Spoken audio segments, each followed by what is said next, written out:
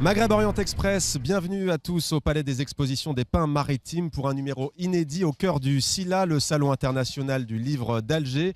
4 invités avec nous dans MOE sur TV5 Monde. Hajar Bali, merci d'être avec nous. Vous êtes dramaturge, vous êtes écrivaine, vous êtes l'auteur de Trop tard, livre qui paraît aux éditions Barzac. Avec nous également Safia Wareski et Mahmoud Benamer.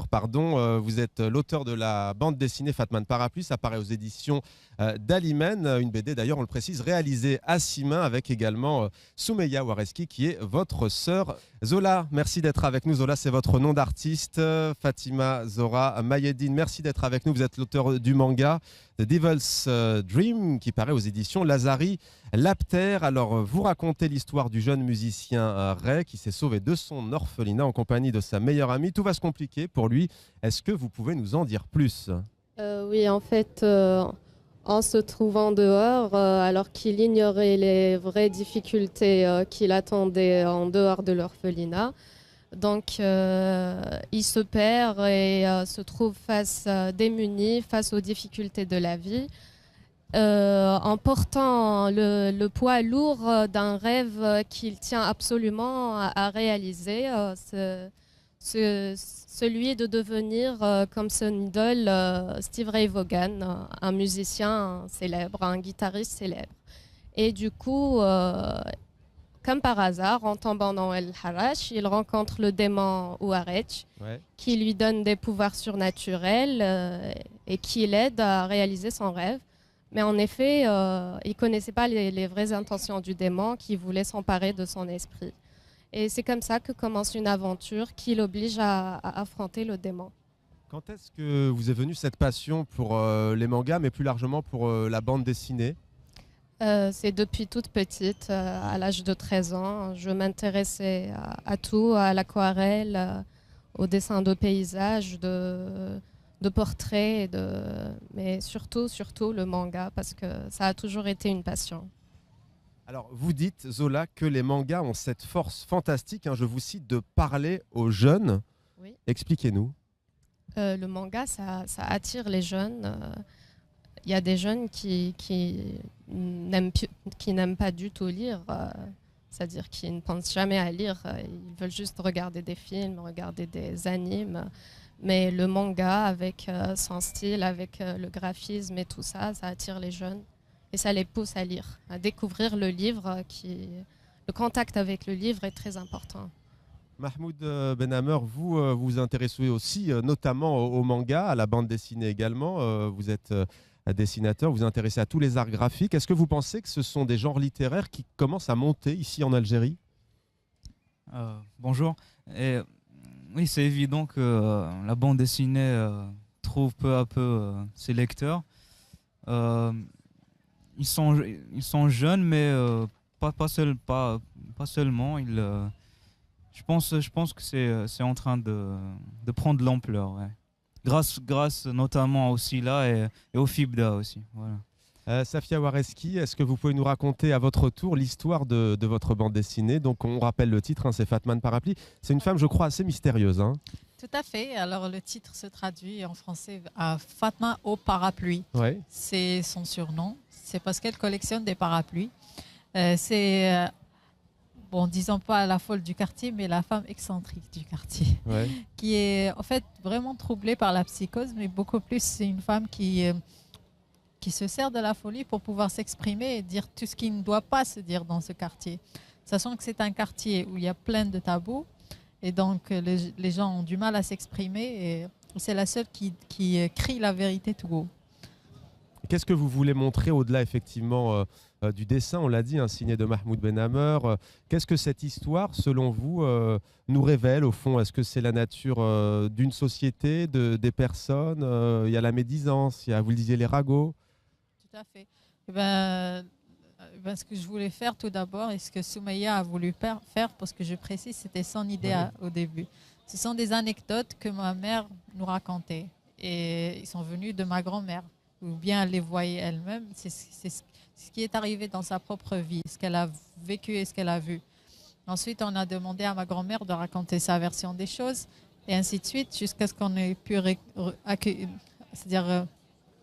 récolté plusieurs histoires et on les a fictionnalisées, si vous voulez.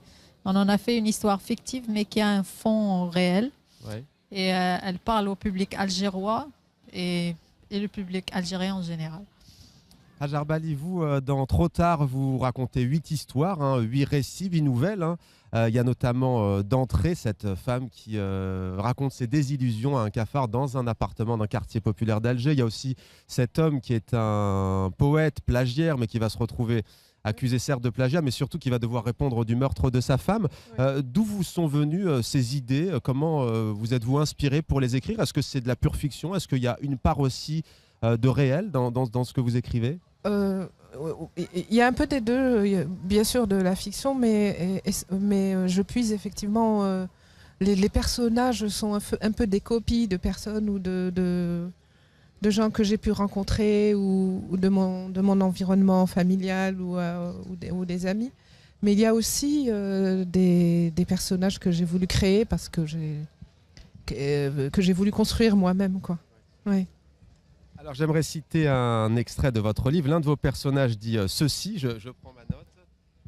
Il s'interroge à voix haute en fait. Hein. Il se dit avec ce rire insupportable qui veut jaillir, grossier. Il se dit comme ça qu'il faut toujours se convaincre que l'on est heureux. Ma femme s'occupe de moi et de la maison. Nous faisions le marché ensemble. Le reste du temps, j'observe le monde comme un parasite, quoi. Un vrai, brave parasite finalement. Des mots, on a envie de dire, des paroles qui frisent à la fois le délire verbal, mais aussi des propos qui sont d'une incroyable lucidité. Pourquoi avoir joué comme ça tout au fil de ces récits sur cette dichotomie? C'est une obsession chez moi, justement, ce désir de faire que mes personnages aillent le plus profondément en eux-mêmes. Et donc, quand vous me dites lucidité, j'en suis bien contente parce que c'est absolument vers ça que je veux aller. Et donc, quand on est quand on pousse très très loin notre lucidité ou notre propre auto-analyse, je veux dire l'honnêteté de se dire ce qu'on est réellement, on en arrive à des invraisemblances, quoi, du genre voilà, je suis un brave parasite, mais pour parler manga. Aussi, oui, la folie, quoi. Et voilà, c'est ça que je voulais creuser au plus profond. Ouais. Alors je vous propose maintenant de partir à la découverte d'un lieu que vous connaissez sans doute, qui se trouve au cœur d'Alger, à Alger Centre très précisément. Je suis allé à la rencontre de Samir Toumi qui a fondé un site particulier, ça s'appelle La Baignoire. Regardez, on se retrouve juste après. En quoi c'est un endroit qui t'inspire? Bah, écoute, là tu es au Square Port Saïd. Moi c'est un endroit que j'appelle la Cour des Miracles parce que tu peux passer la journée à regarder ce qui se passe en bas et puis surtout tu es vraiment dans le cœur de la ville.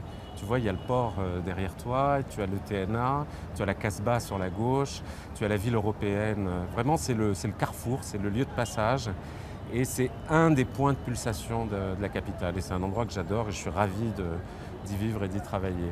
Alors tu y vis donc, tu y travailles aussi et c'est là que tu as créé ce lieu atypique, pas forcément qu'en Algérie, atypique tout court, j'ai envie de dire, ça s'appelle La Baignoire. Oui. C'est quoi juste La Baignoire? Écoute, d'abord c'est un lieu où il y a une baignoire, une vraie, une baignoire sabot que j'ai trouvée sur le lieu, mais c'est surtout un espace de partage en fait. C'est un truc tout simple, c'est un immense appartement où on accueille des artistes, on fait des expos, on accueille des ateliers, mais tout ça, le principe c'est la gratuité et on cohabite.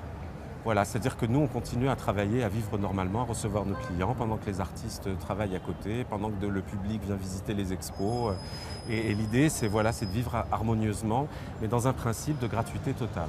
Autre lieu emblématique, si l'on peut dire, d'Alger, c'est le pont des Suicidés. Un étudiant à l'école d'Alger des Beaux-Arts s'y est intéressé. Oui. C'est un lieu pour lieu de passage. Il est là aujourd'hui justement. Pourquoi est-ce que tu as choisi Mahdi? Qu'est-ce qui t'a plu dans son travail? Alors en fait, Mahdi fait partie de cette jeune génération de photographes, de street photographeurs qui envahissent un peu le net, qui sont extrêmement talentueux et qui sont complètement en rupture avec, j'allais dire, l'ancienne génération de photographes qui essayent de fixer l'espace public. C'est une manière de se l'approprier. Et l'idée, c'est que bientôt, à la Baignoire, on va réunir 12 jeunes photographes qui ont entre 20 et 30 ans. Et l'émission va s'appeler Shawari, ça s'appelle Les Rues. 12 على 10, 10 c'est l'amitié, mais c'est aussi les 10 photos. Et en fait, ils vont nous livrer leur conception de la rue. Ils viennent de toute l'Algérie. Et Mahdi est l'un d'eux. Je pense que ça va être bien. Classe, adjugé. Donc tu prends ce mur. Maghreb Orient Express au cœur du Salon international du livre d'Alger, avec tout au long de l'émission des artistes en pleine création. Vous apercevez depuis le début de ce numéro inédit Abdel Rani ainsi que Dia qui continuent à peaufiner leur œuvre. Safia Wareski, je me tourne vers vous. Vous avez fait le choix d'écrire votre bande dessinée en langue nationale, en arabe dialectal et non pas littéraire, ni en français, ni en anglais. Et pourtant, vous êtes vous-même enseignante, professeur d'anglais. Pourquoi avoir choisi d'écrire en algérien ? Tout d'abord, pour la raison la plus simple, c'est que les histoires qu'on me racontait chez moi étaient racontées en arabe dialectal, disons algérois, parce que sachant qu'il y a plusieurs dialectes en Algérie, et donc ma mère me racontait ceci et cela, et ce qui était le plus frappant dans tout ça, c'est que tout le monde se servait d'expressions idiomatiques que je ne serais pas arrivée à traduire en français, ni en anglais d'ailleurs. Et je voulais les conserver. Je voulais les laisser telles qu'elles étaient parce que je sais que n'importe quel lecteur algérien ouvrirait ce livre et verra cette et en voyant cette expression va être étonné et beaucoup plus impressionné. Ouais. Comment réagissent vos élèves quand vous leur avez montré votre bande dessinée, par exemple ? Justement, j'ai une classe d'élèves qui ont à peu près 12 ans. Beaucoup plus des garçons. Donc, ils aiment la bande dessinée. Ils aiment, comme pour répéter ce qu'a dit Zola, ils adorent le manga.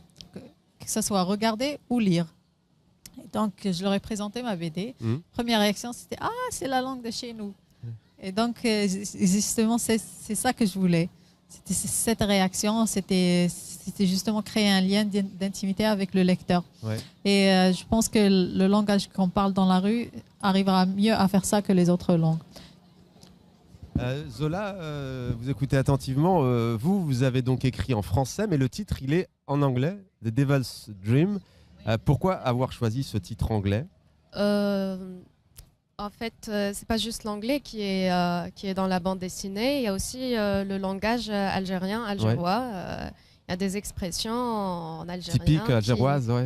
Oui, voilà. Il y a les mhajab, il y a le hajab, hayek. une spécialité culinaire locale Voilà, que j'apprécie beaucoup d'ailleurs. Il y a le karakou, la tenue traditionnelle. Donc, j'ai essayé de faire, un mélange de langues utilisées en Algérie. Parce qu'en Algérie, on parle anglais, on parle français, comme on parle algérois. Donc, Vous, Mahmoud, vous n'avez pas cette problématique, vous êtes dessinateur, le dessin est universel, les mots, la langue aussi, mais quel est votre regard à ce sujet ? On a le sentiment que les lignes bougent et que les jeunes générations en Algérie ne sont plus, allez, le mot est peut-être un peu fort, mais dans l'obligation d'écrire soit en arabe classique, soit en français. Les lignes semblent un peu bouger. En fait, au début, je me posais cette question, mais avec cette bande dessinée, j'ai eu la réponse qui s'est révélée d'elle-même. En fait, je pense, et j'en suis... j'en suis sûr que en réalité, c'est la BD qui décide. En fait, c'est l'histoire qui décide. C'est le scénario. C'est l'histoire qui vient d'elle-même et qui parce que quand ma scénariste racontait l'histoire, je les voyais qui parlaient en derja. Et c'était une évidence et je pense que finalement, il ne faut pas se poser la question, c'est les personnages qui décident en fait. Hajar Bali, sur cette question de la langue, ça fait parfois débat dans des pays aussi riches que l'Algérie d'un point de vue linguistique, arabe, dialectal, arabe classique, berbère, français aussi. Quel est votre regard à ce sujet ? Je disais, on a le sentiment que les jeunes, et ils le prouvent peut-être aujourd'hui sur ce plateau, ils ne se sentent pas du tout obligés de se justifier, l'anglais, le français, le dialecte. Moi, je trouve que c'est rafraîchissant, quoi. Moi, je fais partie d'une génération qui a plutôt appris en français, qui a plutôt appris à lire et à écrire en français, où on était ce qu'on appelait la génération bilingue, mais parfois plutôt francisant, parfois plutôt arabisant, ça dépendait des milieux sociaux. Mais il y avait souvent, on avait l'impression qu'il y avait comme un clivage entre les différents... qu'il fallait choisir. Et puis là, je trouve surtout l'arabe parlé, il a évolué, mais d'une façon incroyable, quoi. Moi, maintenant, j'ai besoin à chaque fois de m'adapter pour comprendre. Et effectivement, les gens sont beaucoup plus à l'aise. Il y a l'utilisation souvent même de ce qu'on appelait, nous, la vulgarité ou les grossièretés. Avec beaucoup plus pour raconter le quotidien, il faut pouvoir aussi les exprimer, comme donc disait Safia, dans un langage compris par tout le monde. Ça n'empêche pas que moi, personnellement, la langue arabe classique m'intéresse beaucoup. Bien sûr. Elle me fait peur, mais elle m'intéresse énormément. Par exemple, ça fait partie d'un de mes désirs, c'est que je sois traduite en arabe classique. Vous connaissez aussi très bien un autre langage, c'est celui des chiffres et des mathématiques. Vous êtes professeur de mathématiques. Comment est-ce qu'on passe des mathématiques à l'écriture, au théâtre, puisque je le disais, vous êtes dramaturge. Est-ce que c'est une passerelle qui se fait naturellement, qui s'est faite naturellement pour vous? Oui, en tout cas, moi j'ai toujours beaucoup lu, toujours adoré faire des mathématiques. Et on a souvent dit que, en tout cas, quand j'écrivais des pièces, qu'il y avait une forme de raisonnement, de froideur dans la précision qui était certainement mathématique. Donc je pense que ça transparaît dans mon écriture. Mais j'ai toujours aimé les deux et j'ai toujours adoré faire des mathématiques et lire et écrire. Oui. Et les enseigner aussi. Alors, les mots, les lettres, il en est un grand passionné. Je vous propose d'aller à la rencontre de l'animateur radio Youssef Sayah, que je suis allé rencontrer lors du tournage de son émission, qui rencontre ici en Algérie un franc succès. Ça s'appelle Papier Bavard. Regardez.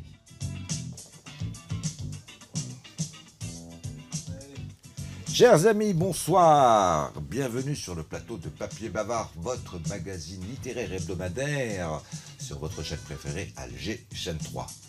Ce soir, autour de la 19e édition du Salon international du livre d'Alger. Les habitués que je connais, bien évidemment, le savent qu'il n'y aura jamais de briefing. On rentre directement en studio, que ce soit télévision ou radio. Tu connais le livre sur le bout des doigts en général? Oui, j'ai une très bonne mémoire et je lis pas du tout en diagonale, mais réellement.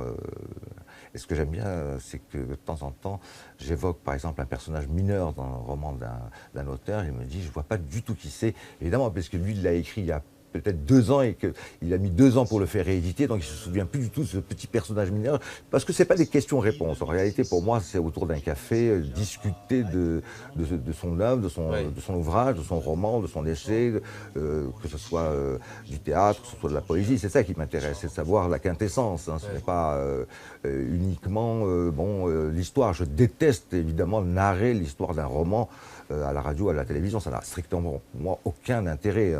L'histoire, comme disait Céline, l'histoire, on en trouve tous les jours dans les journaux. L'émission commence très bien, ça va être parfait.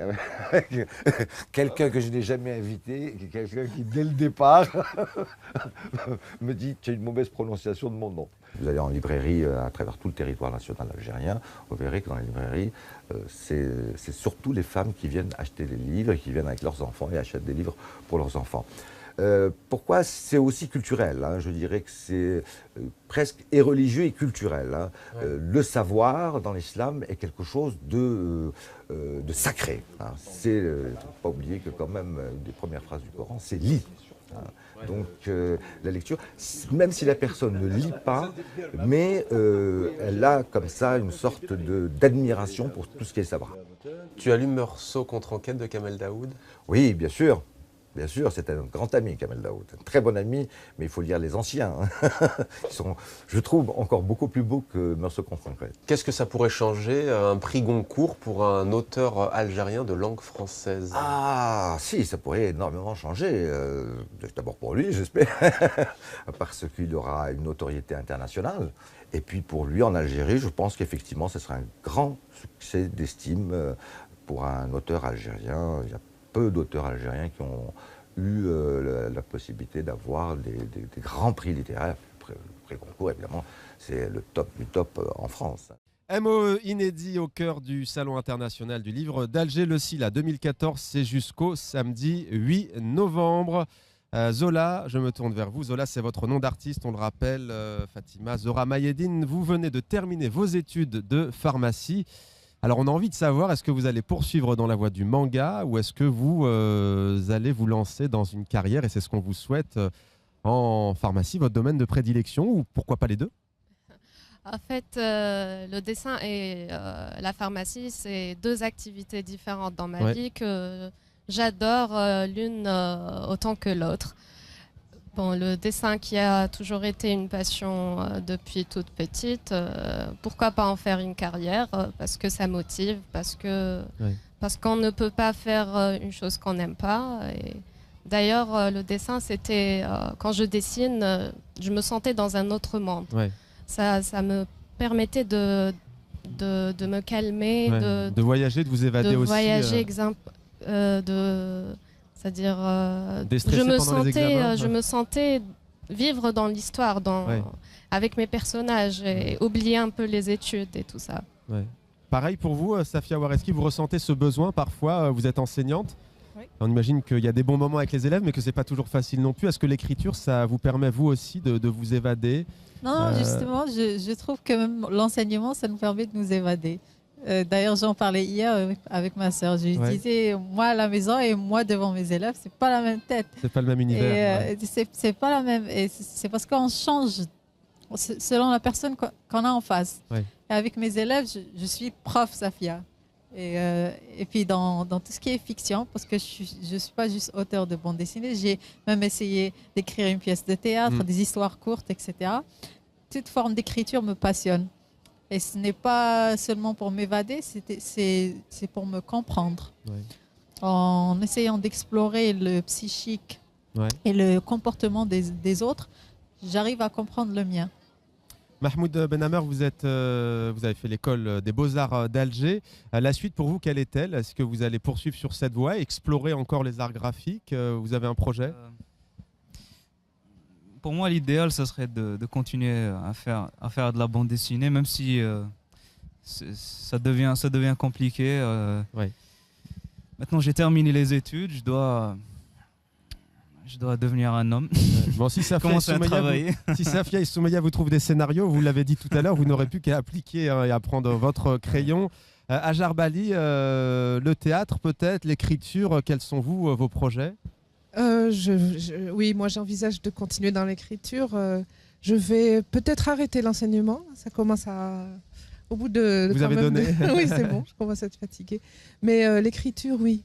Et en quelques mots, peut-être à tous les quatre, le Salon du Livre, comment ça se passe? Comment ça va se passer jusqu'à samedi prochain? Vous allez rencontrer le public, on imagine? Oui, là, au niveau du stand des éditions Barzac, il est prévu pour une signature vendredi prochain.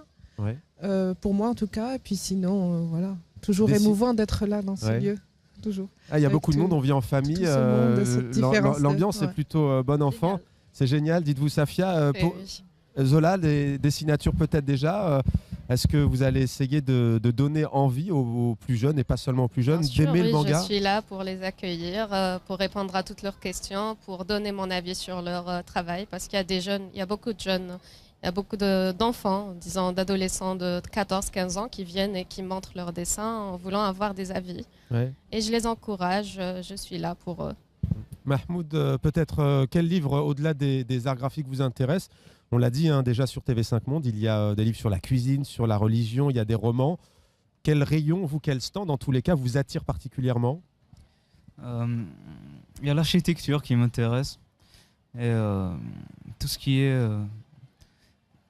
tout ce qui peut nourrir mon imaginaire. Voilà. Safia Wareski, même question. J'ai commencé tout d'abord par acheter des livres d'anglais pour les élèves que j'enseigne. Ils adorent la lecture et ils voulaient bien lire en anglais. Donc, attention, il ne faut pas oublier le français, ni la francophonie. Oui. Ça, c'est évident, mais je suis prof d'anglais. Donc, j'ai commencé par ça et ensuite, on a fait un tour à la bulle BD. Et Soumia a pu acheter des livres aussi. Il y a des bandes dessinées très intéressantes. Merci beaucoup à tous les quatre d'avoir participé à Maghreb Orient Express. On salue également les artistes Dia et Abdelrani, donc, qui terminent l'œuvre Jart Festival qui débutera le 6 novembre. Ce sera jusqu'au 15 novembre. Ce sera une biennale qui sera ensuite à Rome, à Barcelone également, un peu partout en Méditerranée, avec notamment calligraphie, avec également de la photographie. On parlait d'architecture, d'urbanisme. Vous verrez, c'est assez original et pluridisciplinaire. Des remerciements à vous qui êtes fidèles à Maghreb Orient Express et à toutes les équipes techniques de la télévision publique algérienne qui a permis de réaliser cette émission avec nous en collaboration avec TV5 Monde.